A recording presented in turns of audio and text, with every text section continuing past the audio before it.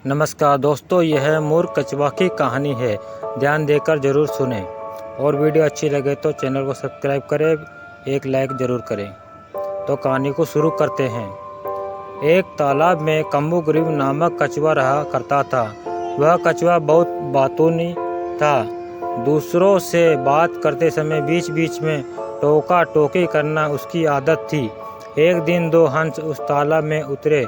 उन हंसों का नाम संकट और विकट था। उन्हें तालाब के आसपास का वातावरण बहुत अच्छा लगा। उसके बाद से वे प्रतिदिन वहां आने लगे। कम्बुग्रीव कछुआ उन्हें प्रतिदिन देखता। एक दिन उसने उन दोनों हंसों से बात की। वे उसे दोनों भले और सज्जन लगे। शीघ्र ही उनमें गहरी मित्रता हो गई। हंस रोज तालाब में आते और कछुए से मिलते।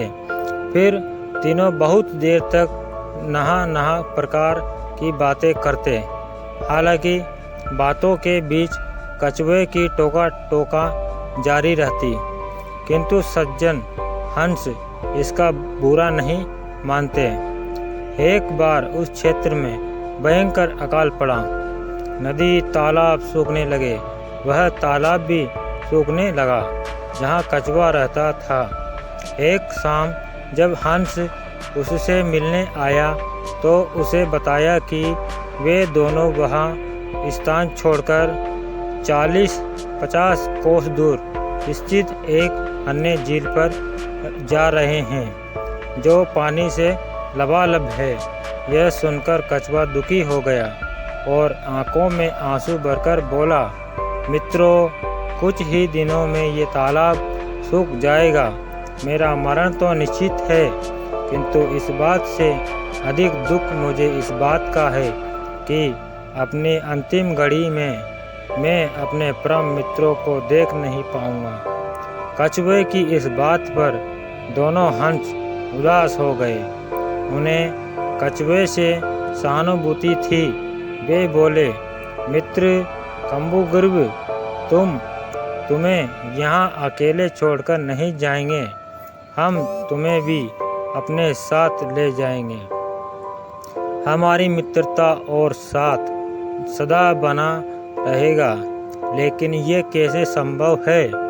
मित्रों, तुम दोनों ही तो उड़कर चले जाओगे। मुझे तो धीरे धीरे चलकर उस स्थान तक पहुँचने में महीनों लग जाएंगे। हो सकता है कि बीच में रास्ते में ही मेरे प्राण पखेरु उड़ जाए। तुम दोनों चले जाओ, मैं तुम्हें याद करके अपने दिन व्यतीत कर लूँगा। हंसों ने कछुए की बात नहीं मानी और उसे अपने साथ ले जाने का उपाय सोचने लगा। सोचते सोचते उन्हें एक उपाय सूझ ही गया और वे प्रसन्न हो गए। उन्होंने तय किया कि वे बांस की एक लकड़ी लेकर आएंगे। कछुआ उस लकड़ी के मध्य भाग को अपने मुंह से पकड़ेगा और वे दोनों उस लकड़ी के एक एक सिरे को अपनी चोंच में दबा लेंगे। इस तरह वे कछुए को लेकर उड़ते हुए उस झील तक पहुंच जाएगा। कछुआ भी यह उपाय सुनकर प्रसन्न हुआ। अगले दिन हंस लकड़ी लेकर कछुए के पास आए और उसे लकड़ी के मध्य भाग को मुंह से पकड़ने को कहा। हंस कछुए की बातूनी आदत से भली भांति परिचित थे, इसलिए उन्होंने उसे समझाया कि जब तक वे झील तक नहीं पहुंच जाते उसे मौन रहना है, अन्यथा वह नीचे गिर पड़ेगा। कछुए ने उन्हें आश्वासन दिया कि वह मौन धारण करके रखेगा। इसके बाद दोनों कछुए ने दृढ़तापूर्वक लकड़ी के मध्य भाग को पकड़ लिया। हंस लकड़ी के दोनों सिरों को चोंच में दबाकर आकाश में उड़ने लगे। उड़ते उड़ते वे एक कस्बे के ऊपर से गुजरे।